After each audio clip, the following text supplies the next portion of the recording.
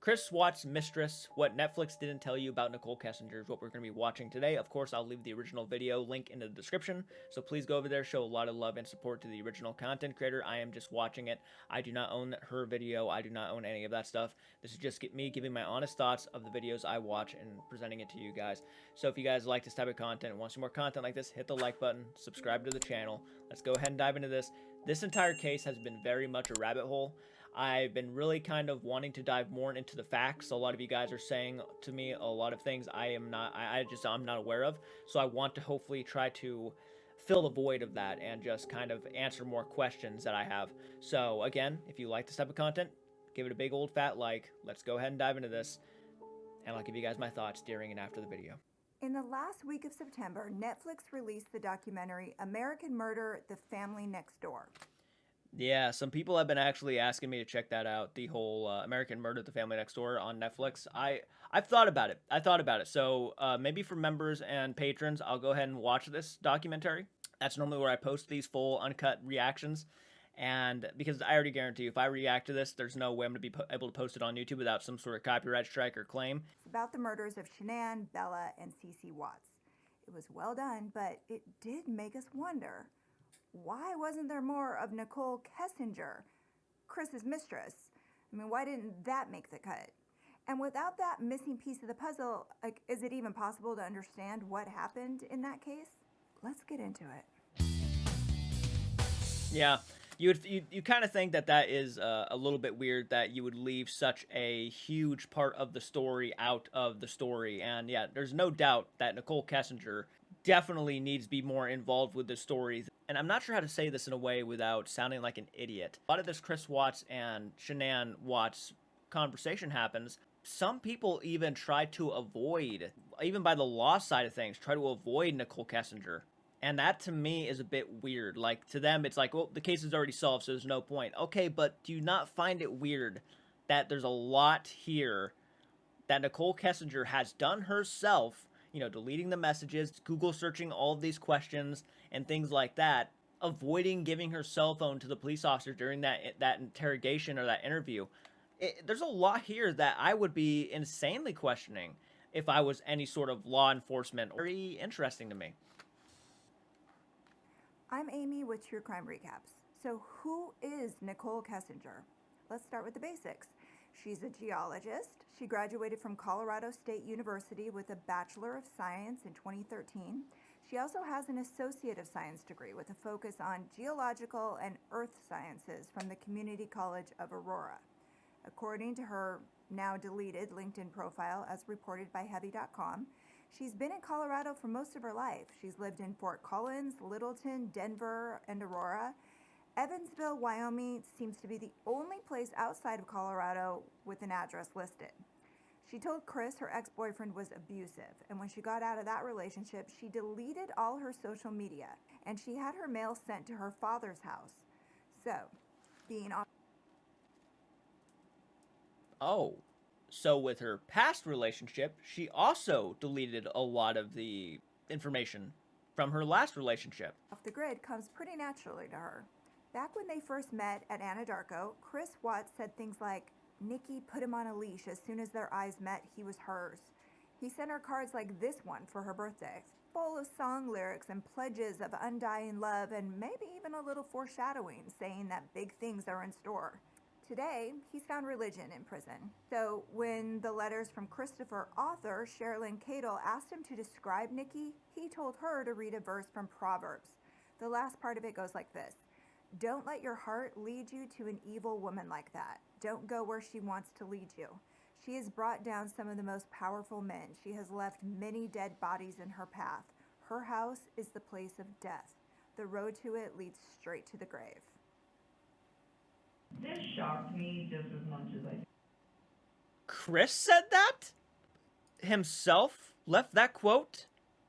Brought down some of the most powerful men. She has left many dead bodies in her path. Holy smokes. Well, if that's not a clear indication that she might have more to do with this than meets the eyes, then I don't know what is. She's a manipulator. Her house is the place of death. The road to it leads straight to the grave. Yikes. This shocked me just as much as I think it shocked the rest of the world. But before we get into all that, let's start a little closer to the end. This is what Chris told the local news on August 14th, just one day, like mere hours after he murdered Shanann, 4-year-old Bella, and 3-year-old Cece. I want them wherever they're at. Like, I have no inclination to where they're at right now, and it's just like it's like it's vanished. Like, she's not. Like, when I got home yesterday, it was like a ghost town. Like, she wasn't here. Kids weren't here. Like, I have no idea like where they went, and it's just earth shattering. I don't feel like this is even real right now. It's like a nightmare that I just can't wake up from. I'm just hoping right now that she's somewhere safe, and maybe she's there. But right now it's just like, if she's vanished, like, I want her back so bad. I want those kids back so bad. see, that's the sickening part right there. I can't not watch this interview and not call this out almost every single time. You have no idea where they are. You want them back. You hope they're safe. To me, it's just sickening knowing you know full well where they are and what happened to them, and you could chuckle and laugh about it and smile about it. I just think that is the most disturbing thing, and just trying to act completely normal. I mean, if I was not a professional guy who could see these things, like as a professional psychologist or someone who can just read people's tone of voice or the way that they are grinning or the small things and just their facial features, I probably would not have been able to tell that this guy was full of it. Yeah, I mean, nothing. Everybody's gonna have their own opinion on anything like this. I just want people to know that I want my family back. Like, I want them safe, and I want them here. Like, this house is not the same. I mean, last night was traumatic. Last night was, I can't really stay in this house again, like, with nobody here. So the night he killed his family was traumatic, is what he just said, basically. I've never seen something like this in my lifetime unless it was on TV or a movie. Okay. Wow. I actually did he actually say that the first time I heard this interview? Now that I'm watching it again and I'm hearing him say that, gosh, it just kind of blew my mind. This doesn't seem real at all. It just seems like I'm living in a nightmare and I can't get out of it. Yeah, I had the kids over the weekend. Did you see your wife when she got home? She got home really late, about 2 a.m. from the airport when she got back from Arizona. Did you wake up and say, No. I saw her when she got in, but it was really quick just because it was 2 a.m. in the morning. But I saw the kids in the monitor before I left, and that was it. So Celeste, she's just a ball of energy. Call her Rampage, because she's just always... Can't stand when this guy talks about him. Or she's sleeping. And she's always a troublemaker. She's always the one, like, jumping off things, just yelling at you and all kinds of things. And Bella, she's the more calm, cautious, mothering type. And she's more like me. She's more calm. But Celeste has definitely got... I fucking hate this man. I really do. I really hate the way he talks about them. Talks like he's proud of them. He loves them dearly. And he had the audacity to do what he did. I cannot... I will never mentally not be able to watch this interview and not be able to, like, pause it and talk my mind about the way, like, how much I hate this guy just by the way he's talking about them. Like, I almost wanted to look at you have no fucking right to talk about him like that. Like, you have no right. Moms. I don't care if you are their father. You have no fucking right. You lost your rights. Personality to where she's always just gung-ho, ready to go. Bella was going to start kindergarten next Monday. And then he was going to start kindergarten. Just getting ready to start back again. I gotta warn you, this part, it's gonna be hard to hear. No. Well, based on the discovery, police reports, and the letters described in Letters to Christopher, here's what actually happened on August 13th and the days leading up to and right after that. So Chris actually murdered his daughters twice. He told Sherilyn Cadle that he used their pillows to smother them in their beds, and then he strangled Shanann to death in their room. He said she didn't fight him, but her eyes filled with blood, and he thought she might be praying when she died. He was wrapping her in a sheet when his daughters walked into the room and asked what was wrong with Mommy. He was surprised they were still alive. He told them Shanann wasn't feeling well, and then he dragged her body down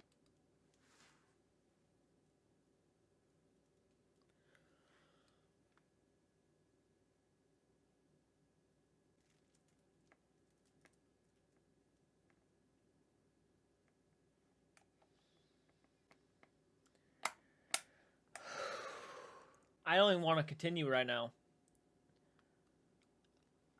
Dude, I don't even want to fucking continue this right now. You guys were telling me that he actually confessed to killing his kids. Because I didn't know he actually, because again, I basically am very new to this entire story. I didn't know he confessed to killing his kids. I watched the parts where he confessed about killing his wife and everything. Like she was like killing the kids and he freaked out. This is his real, this is his letters. He confessed to killing them and he was very descriptive of how he did it. He smothered the kids in their sleep and then went over to kill Shanann and stairs to the garage. He put garbage bags over her head and feet, and he loaded her onto the floor in the back seat of his work truck. Then he told his daughters, Bella and Cece, to get in the back. Their mother was at their feet on the floor. They drove almost an hour out to the oil site where he planned to work that day. He knew it was isolated, and he knew he'd be alone. Here's a little bit more about what happened when he got out there. This is from the second confession Chris gave the FBI from prison in February 2019. So what happened when you got out there? I took Shanann out just to a place off to the site. And then What were the girls doing when you were doing that? just sent them back to the truck. And then what happened after that? CC was hers. She did have a blanket. She had a blue blanket. A Yankee blanket. So was she alive when she went into the oil tank? No. I put the blanket over her. I didn't want to. No. Strangled her right there in the back seat. Okay. What was Bella doing? She's sitting right beside her. Did she understand? Did she know what was going on? She didn't say anything. And then the same for Bella. Just without a blanket. With the blanket. Oh, okay. I didn't look. Like every time I closed my eyes, I just hear her saying, "Daddy, no," and that was it. That's what Bella said. fuck you.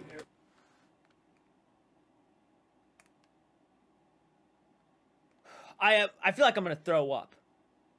Just hearing him say this stuff. God bless the people who can sit there and listen to this guy during an interview, how they can keep their calm composure, because I'd be ready to fucking break this guy's nose.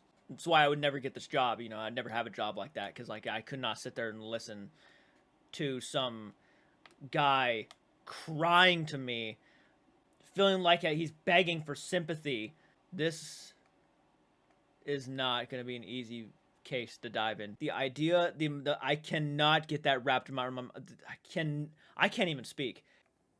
He told the letters from Christopher Author even more than that. He said Shanann was buried face down because that's how she landed when he unwrapped the sheet from around her body. He said he was too angry with her to bother moving her. He shoveled only 8 inches of dirt over her and broke a rake trying to cover it up. After the murders, Chris told Cato, all I could feel was now I was free to be with Nikki. Feelings of my love for her was overcoming me. I felt no remorse. The darkness inside of me had won. It was still in me. I thought maybe... So if you felt no remorse, is your crying even real?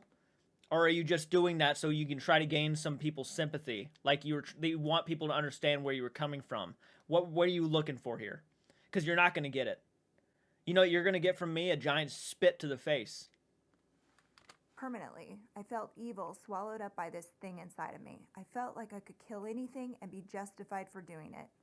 After the murders, around 10:30 a.m., he was on his phone searching these very unusual terms. A 4-star top secret Aspen hotel, I guess to take his mistress Nikki to. He called his daughter's school and unenrolled them. He contacted their realtor to put the house now up we're for sale. Now we're getting into more of the things I'm already aware of. And then he looked up the lyrics to the Metallica song Battery. He's a big Metallica fan, and of that song, these are the lyrics that, let's just say, probably meant the most to him right then. Pounding out aggression turns into obsession. Cannot kill the battery, cannot kill the family. Battery is found in me. He said later that Nikki had challenged him to look up the lyrics to that song so they could discuss what they meant. Are we supposed to believe that's some kind of coincidence? Also, those oil She tanks are is called such batteries. an evil. She is so involved somehow. No, there's no way. There's no. How are we not research? How are we not getting another case brought up because of this woman? How is it not possible? How is this not even a thing? He kept working just like normal. His wife was in a shallow grave and his daughters were hidden in the oil batteries. But according to the discovery documents, when his coworkers got to the site around 8 a.m.-ish, they all said he was acting just like he always did. The only off things they noticed were minor, like his car was parked in a strange place, not where someone would normally park out there. And he was dressed a little sloppier than usual. He had one pant leg tucked into his boot and the other one out. He got the first call from Shanann's friend Nicole around noon. She was wondering is that when she was like threatening to call the cops? The police are coming over here. You better get over here. Shanann was. He told her she took the girls to a play date, but Nicole didn't buy it. Shanann had had a doctor's appointment that morning and she wanted Nicole to drive her. She wasn't around. It's not at all like her. She called him a few more times, but when he didn't offer any more help, she called the police for a welfare check. And that's when Chris drove back to the house. He left the site around... And that's when he did the interview and stuff. He was arrested on August 15th after failing a lie detector test. The whole thing happened only 2 days after the murders. According to what criminologist Philip Stinson told People.com, things unfolded so quickly that he was trapped with no alternative but to cooperate with the reporters. I don't think he anticipated that a friend of his wife would so quickly alert authorities to her failing to show up for a scheduled medical appointment. Thank God that Shanann had a friend like Nicole. The good Nicole, sorry. Thank God she had a friend like that who was already planning on meeting up with Shanann the next day, was like, where is she? When the husband wasn't giving really good answers, she was like, I'm going to call the cops. I love this Nicole. I love this Nicole. What a great friend. Immediately didn't even want to take any risks. Was like, no, we're gonna get to the bottom of this right now. Appointment, and was not at the house on Monday. In that first confession, he told investigators that Shanann smothered the girls and he strangled her out of rage. He later told Sherilyn Cato that he got the idea to say that from the investigators themselves. I mean, they didn't believe it for a second. The physical evidence told a very different story. On August 16th, Nikki went to the police with her dad to tell them she'd been having an affair with Chris, which they already knew after speaking with Chris and some other Anadarko employees. But before she went in, she deleted all of her texts from him and his contact information. Okay, so she did delete every bit of information. She asked her good friend to delete all the texts she'd sent her about Chris. She looked up Amber Fry. She wanted to know how much Amber Fry had made on a book deal, and if people hated Amber Fry. And then she searched for information on how or if those deleted text conversations could be retrieved by the police. And only then did she start talking. I think I met him sometime in June, probably early June. It might have been May. Well, yeah, because at this point, I guess she probably, because I'm pretty sure, they can retrieve deleted messages, right? Which why has that even happened yet? Have they even attempted to retrieve those messages? I really feel like that should have been a thing. That probably should have happened. So she started cooperating when she probably realized they could do that. So she would try to give her own answers, her own side of the story to make it sound like she was innocent, I guess. It was just talking at work. It was pretty casual. And he didn't have a wedding ring on his finger. And every time I talked to him, he didn't tell me that he was in a relationship. He didn't even mention his kids right away either. She fucking knew. And then one day he told me that he had 2 kids. I was like, that's pretty cool. And started telling me about his kids. That sounded like a sarcastic comment. No, I thought it was kind of cute. I was like, oh, he's a dad. It was like right around Father's Day too. So whenever that is it in June? Okay. Yeah. So I'm not good with holidays. He told me he had kids, and then it was Father's Day shortly after that. So that's what I do know. And I was like, I thought it was cute. And then he's telling me about him. He's pretty excited about him. And then he mentioned that he did have a significant other. And then he told me that those 2 were in the process of a separation. Did he mention the children's name or his significant other's name? I didn't know his significant other's name for a while. And then I think he told me his kids' names pretty quick, but to be honest with you, on an exact date of when that happened, I don't know. In February 2018, Chris told the FBI that Nikki, yes, did know that he was married right from the beginning. Yes, she knew I was married, which really, really wants me to know more about Nicole Kessinger, and really wants, I really hope they start diving more into this. I really do. They need to. They owe it to these kids. They owe it to Shanann. They owe it to her daughters to really dive into this woman. If she had more of a hand in it, it needs to come out. It needs to happen. Plainly and simply. He thought she probably lied to the police to save face.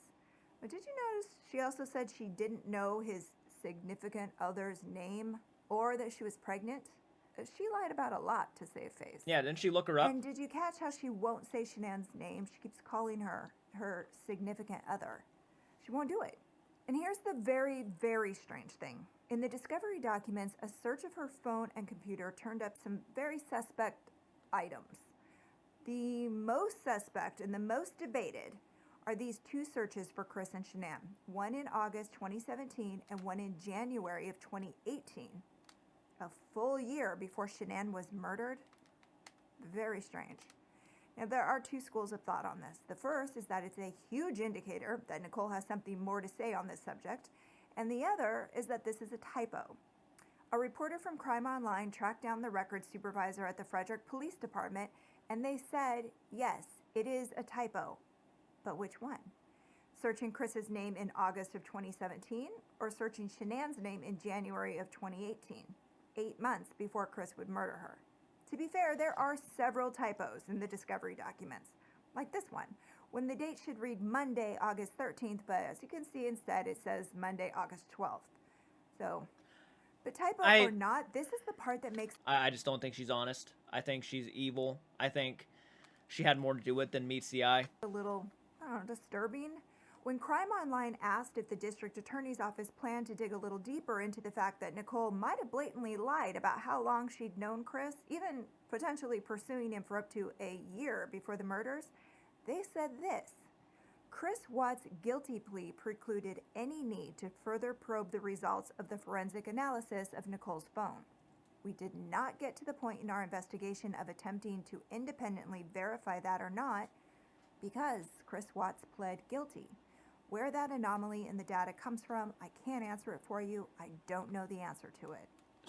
Discuss amongst yourselves. Now, when you meet a guy you like, you check them out on Facebook, right? Well, let's assume Nikki's telling the truth and that she was first attracted to Chris in June of 2018. So take a look at these work emails between them starting in early June. As you can see, they escalated their friendship pretty quickly. Certainly by the time they started having sex, only couple weeks after this exchange, a quick glance on Facebook would tell you if your new boyfriend was lying to you about leaving his wife, which is what he said to her, and he was lying. And Shanann posted constantly. She told the world how much she loved her husband almost every day on Facebook. Let's take a quick look at the events of that summer that led up to this, but with a focus on Chris and Nikki's relationship. Hi. It's me. I miss your face. I was just calling to say hi. By June 14th, Chris had her phone number programmed into his phone. On June 27th, Shanann took the girls and went to stay with her parents in North Carolina for 5 weeks. That is when Chris and Nikki's relationship got very intense, very fast. Nikki told police she went to Chris's house for the first time on the 4th of July to set up his diet and weight loss and exercise goals. Oh, yeah, She sure. said he invited her to his house, he cooked lunch, they ate, and she left. That wasn't exactly true. They banged. Chris told the FBI in February that he actually spent the night at Nikki's house on July 3rd, and they woke up together on the 4th with a lot of missed calls from Shanann on his phone. No. He told Nikki he was going home to talk That sounds like the honest answer, yeah. to his wife, and that made Nikki mad. He said this was one of those times he had to talk her off a cliff and reassure her. She ended up coming to his house anyway, and that's when they had lunch and talked about his meal plan. And then they went back to her house. Chris had been gradually distancing himself from Shanann, and she'd noticed. On July 14th, Nikki was at his house again, but that led to another time that he had to reassure her. It wasn't exactly like she said to the police, that she was encouraging him to work things out with Shanann, but instead, she was coming off as sort of the exact opposite. Chris said she told him she didn't want kids, but on that day, she told him she wanted to give him his first son. That's when Chris told the Letters to Christopher author he started to think about killing his family so he could give Nichole what she wanted and be with her. He asked her for help finding a new apartment, and she said she was helping him do that. It's been asked, suggested, wondered about what else she might have been helping with. On July 18th, she sent him this infamous bikini shot that he had hidden on his phone in that secret calculator app. Chris knew he was going to have to go to North Carolina to see his family and his parents for a week on July 31st. So he and Nikki took one last vacation together. On July 28th, they spent the weekend camping at the Great Sand Dunes National Park. I'm having a wonderful time. You mean a lot to me, and I'm glad that you're having a blast. I am so out of breath. On July 31st, Chris flew out to North Carolina to spend a week with Shanann and the girls. Before he left, Nikki texted him this: "Take this time and try to heal things with your wife and enjoy time with your family." But then when he got there, he texted her, "I can't call, just text." She responded, "Why not? Are you with her?" So much for no pressure. Yeah. So Chris tried to make her happy by not having sex with Shanann that whole week. He's basically switching from one woman he feels controlled by to another woman that wants to control him. The first night he was there, he slipped Shanann 80 milligrams of oxycodone by telling her it was something to help with her headache. He told Cheryl and Cato that he wanted Shanann to miscarry the baby that they had named Nico. He thought it would be easier to be with Nikki if Shanann wasn't pregnant. But where did he get the oxy? He said he would never reveal that, which seems to suggest that he must have gotten it from someone close to him, someone he wanted to protect and still does. While Chris was away, Nikki was making plans of her own. Police discovered internet searches for wedding dresses, Shanann Watts, and phrases like, "Man I'm having an affair with says he will..." I wonder if she was also looking up Shanann Watts to see if she would make a post about the miscarriage or something, because he had planned to try to help Chris, and at this point, I'm pretty confident it is probably Nicole Kessinger, who was the one who gave him all of the drugs. Probably wanted to hear her post something about the miscarriage or whatnot. Eva's wife and marrying your mistress. This is definitely not what she suggested to the police. Just doing a search for Shanann Watts would have pulled up her Facebook, and you would have seen the entire history of the relationship, including the fact that she was pregnant, which, if you remember, she did try to say that she didn't know about until Chris was arrested and the media said so. Not so much. In yet another phone search conducted She by is given so much leeway. It's almost incredible.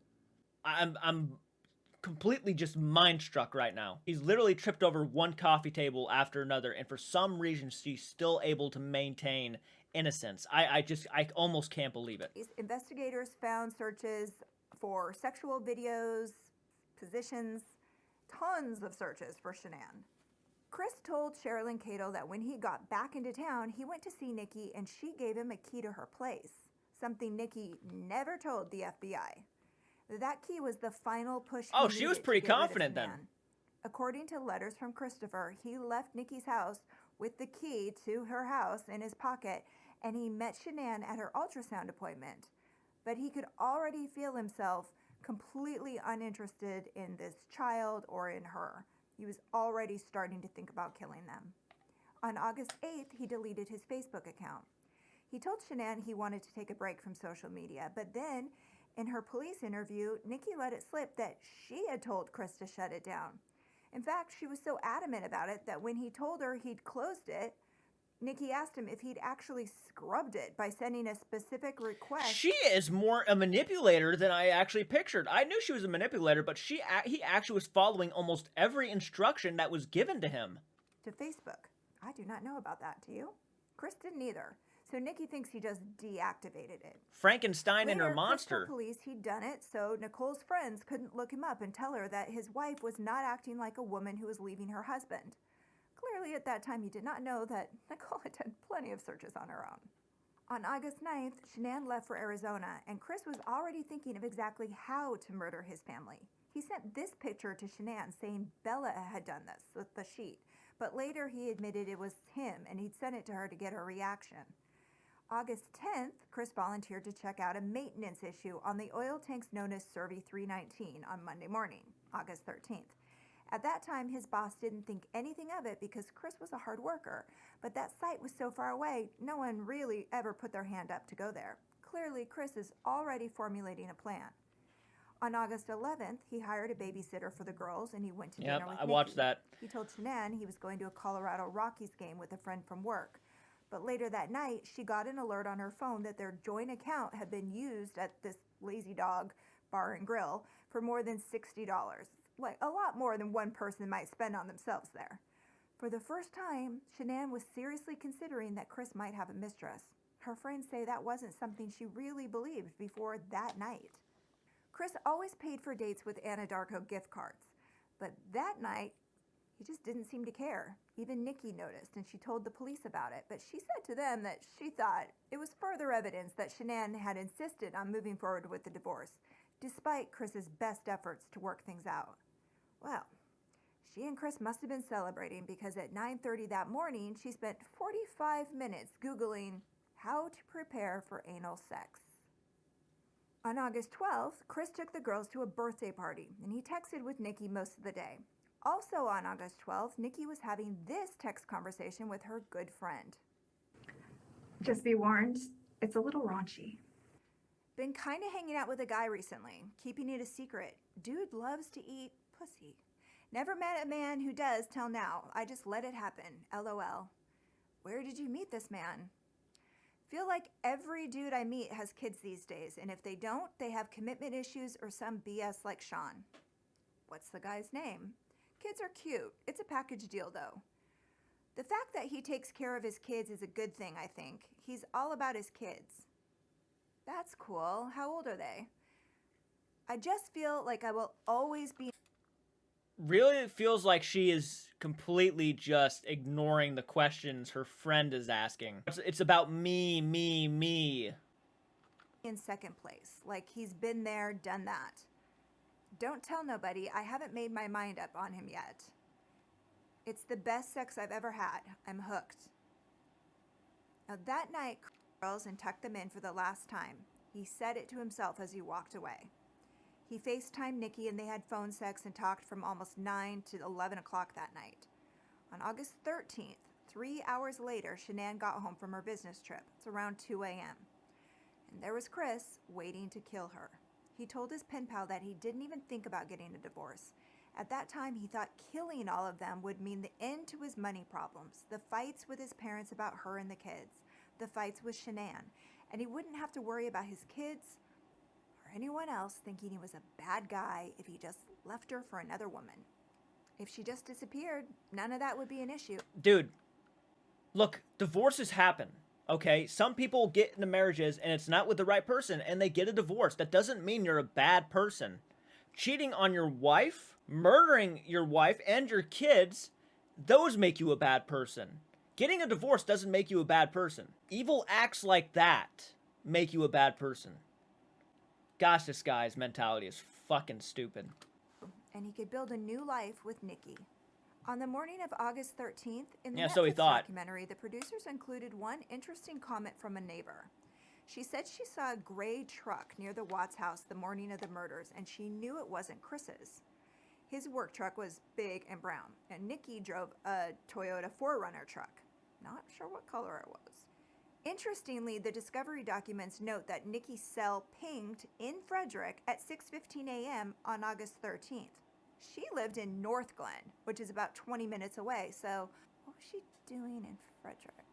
That day, August 13th, she said Chris texted her to say he was busy, but they mostly chatted like normal during the workday until 3:45 p.m. when he texted her to say his family was gone and he wanted to know what she thought he should do with the wedding ring that Shanann had left behind. Oh, pawn it, yeah. Nikki suggested he pawn it. By the time Chris was arrested and she had a couple of police interviews under her belt, Nikki was busy doing damage control as much as she could. On August 21st, How is this woman Nikki still? talked to investigators again over the phone. She told them she'd been trying to get Chris to fix his relationship with Shanann. She told him she barely knew him. And she asked the FBI how she could change her name. She mentioned that she might need to lay low for at least a couple of years. Try 5. 3? 3 or 5. On August 23rd, she was fired from Tasman Geosciences. That's the company she worked for that hired her out to Anadarko. She moved out of town, probably did change her name and maybe even her appearance, because there's been no mention of any sightings of her at all. And because Really? Chris confessed and pled guilty right away, she never actually testified against him, so she's probably not officially on a witness protection program. And the possibility that she might know more than she said, or that her statements weren't totally accurate, that was never really probed all that carefully. So certainly sounds like she's on the run for sure, because I think she's afraid to be questioned anymore. Have killed his family eventually. Maybe for the next girl he took a fancy to, or maybe just because. Nikki says yes. Chris says no. He says he hasn't spoken to her since his arrest, but he still wants one last conversation for closure and the chance to apologize. She's refused any outward sign of communication with him, but Chris has told multiple sources that every time he gets a piece of mail, he hopes it's from her, writing to him under a code name. Thanks for discussing this with me today. I'd love to hear your thoughts in the comments. And if you like getting all the crime in almost half the time, this one is a bit longer than normal, then please subscribe and hit the bell to get a nudge for a new show every Sunday and Wednesday. I'll see you soon. Wow, pretty good video. Pretty good video. You really brought a lot of different light to this investigation for me, or this entire case for me. There's a lot I obviously didn't know here. I didn't know he had to kill his kids twice. I almost just vomited listening to that whole description. It blew my mind. Gosh, no way. Yeah, the fact that Nicole Kessinger is still walking around missing right now, I guess no one knows where she is. Probably smart, honestly. Yeah, because I think even she knows that if those messages came back up, the phone, the things that she deleted, she'd be in very huge questioning right now. But she got away with it. She's walking around free. Fucking mind-blowing. I almost don't even know what to say. I gotta think about this for a while. Please leave your comments down below. Let me know what you guys think. Hit the like button if you want to see more content like this. I will do more content like this. You guys have probably watched more stuff than I have. So if you have any more recommendations, please leave your recommendations in the comment section down below. Thank you guys so much. Follow me on Instagram. Follow me on Twitter. Follow me whenever you guys want. Links are in the description. I'll see you out in the next video. Keep it retro. Please do take care.